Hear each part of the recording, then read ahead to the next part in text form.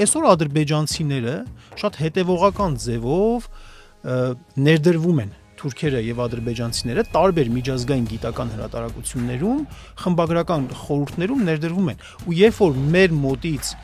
հոդված է գնում այնտեղ, ասենք, քաղաքագիտական բնույթի, միջազգային հարաբերությունների թեմով, հոդված է երբ որ գնում տպագրվելու, շատ ժամանակ այդ խմբագիրները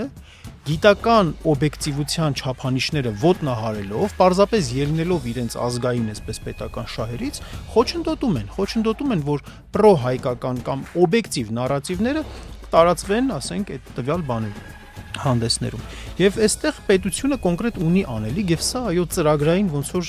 կետ է, որ պետք է գիտության, դիվանագիտության կենտրոն ստեղծվի համապատասխան կլաստերներով եւ այդտեղ մարդիկ կարող են իրականացնել արդյունքների չափելու, գիտնականների հայտնաբերելու, ինչ որ մի հատ օրակարգ, գիտակրթական օրակարգ ստեղծելու, կոնֆերանսներ իրականացնելու այդպիսի միջոցառում։